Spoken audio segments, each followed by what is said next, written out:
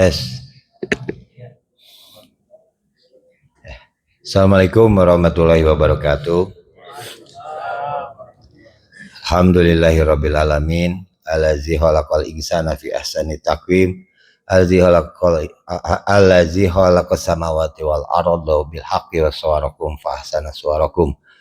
Asyhadu an la ilaha illallah wahdahu la syarikalah, asyhadu anna Muhammadan abduhu wa rasuluh.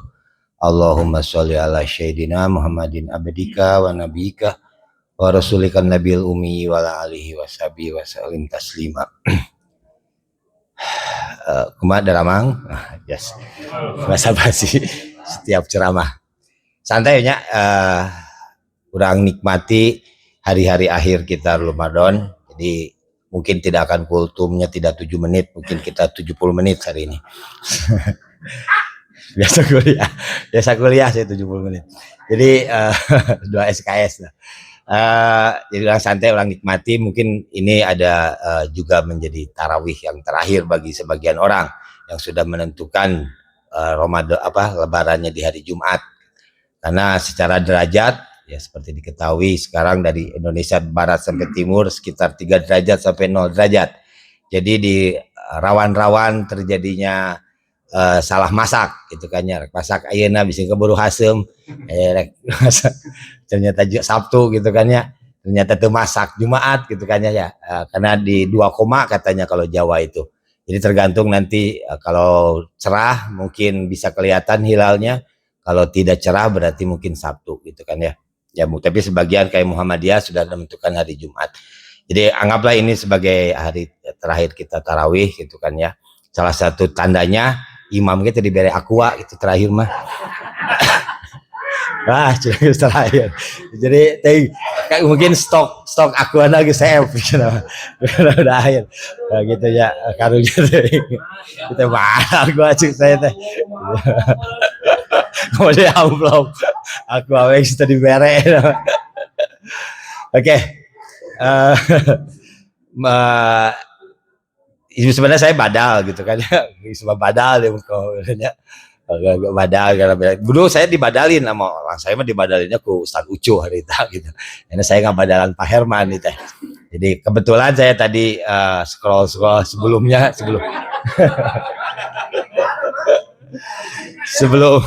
oke, kembali ke laptop. Sebelum tadi saya disuruh sama Pak Ketua untuk ngebadalan, saya scroll TikTok, ada sesuatu yang menarik menurut saya gitu kan ya, menyambung yang kemarin Pak Ketua sudah ceramahkan bahwa kita ada tubuh kita itu ada 3 kan katanya ya, menyimaknya kemarin atau tunduh kan, raga sebenarnya, ruh sareng akal. Nah kita coba menyorot yang akal. Kalau nggak salah Imam Ghazali pernah menyebutkan bahwa manusia ini menjadi makhluk yang mulia karena akal.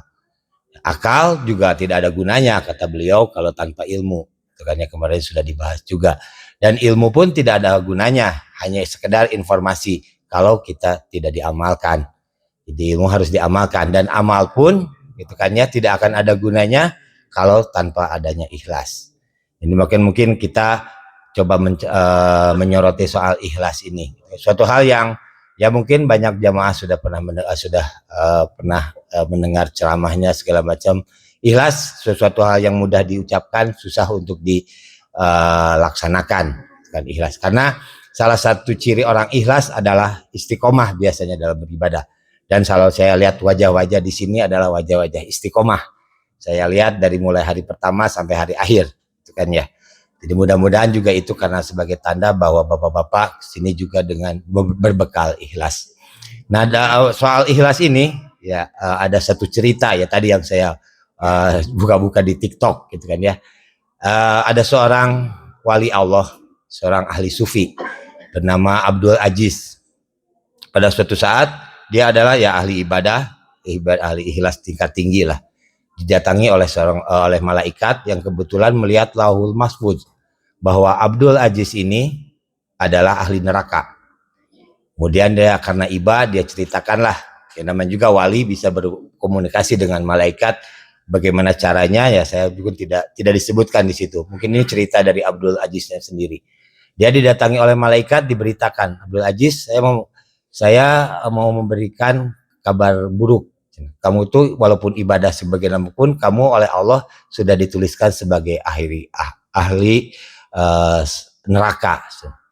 Apa jawaban Abdul Aziz? Oh, kalau itu dia tidak, ya maksudnya tidak shock, tidak seperti kita mungkin ya.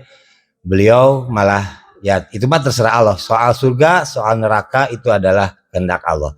Yang penting saya mengikuti firman Allah bahwa wa ma khalaqtul jinna wal insa illa liya'budun. Bahwa saya memang diciptakan untuk beribadah, maka saya beribadah benar-benar ikhlas karena Allah. Jadi saya terserah kalau Allah ridho memang saya di neraka, ya saya di neraka nggak masalah. Beliau seperti itu jawabannya, yaitulah seorang wali bisa seperti itu tingkatannya, keikhlasannya. Jadi ibadah bukan hanya karena ingin masuk surga atau takut neraka.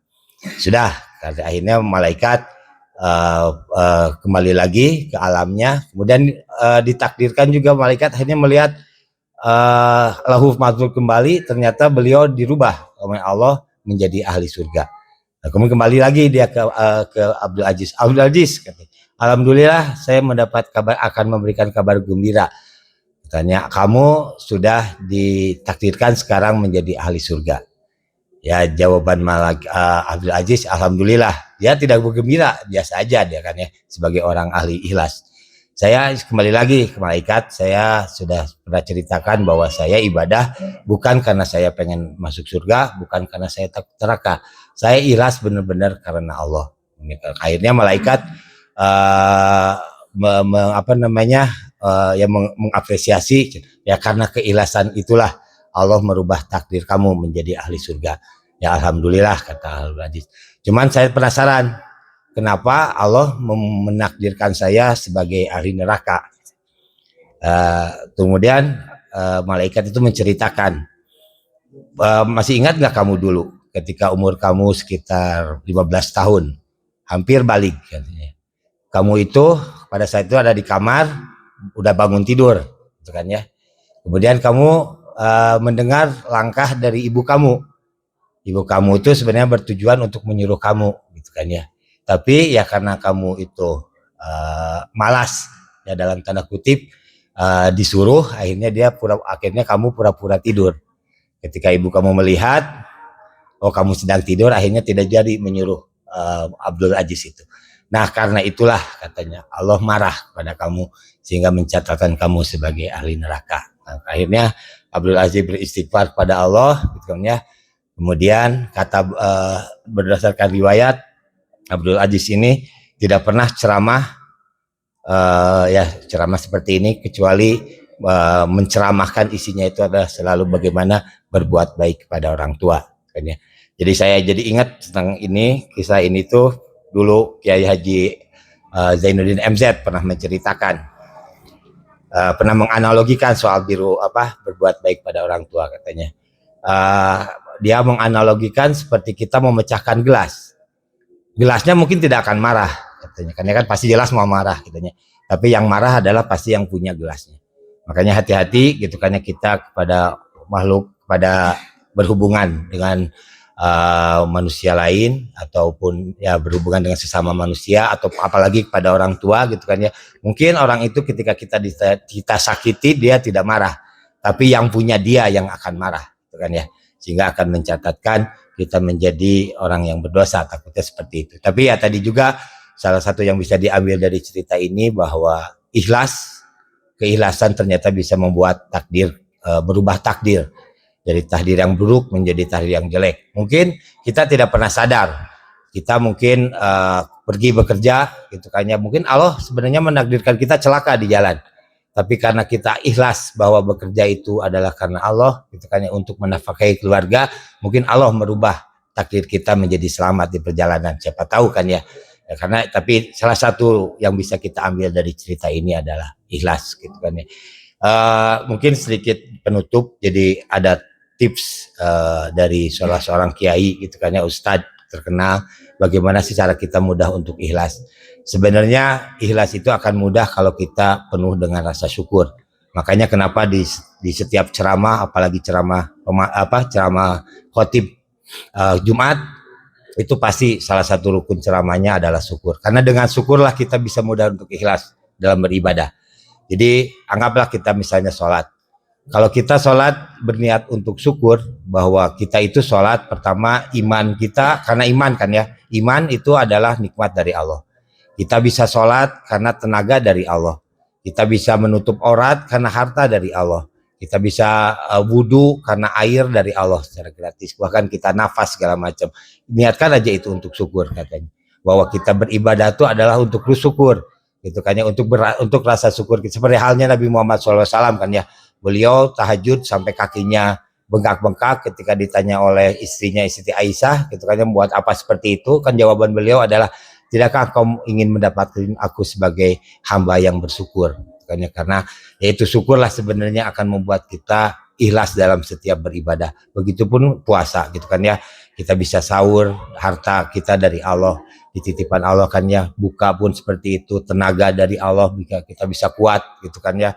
Kemudian keimanan yang pasti itu pun adalah nikmat yang terindah dan tertinggi dari Allah. Jadi rasa syukurlah mungkin itu yang akan mempermudah kita untuk bisa berikhlas dalam setiap kita beribadah. Itu saja mungkin sedikit curhat dari saya, karena itu ya bukan saya mengajari ya, saya sharing, saya juga mengingatkan diri saya sendiri, gitu kan ya.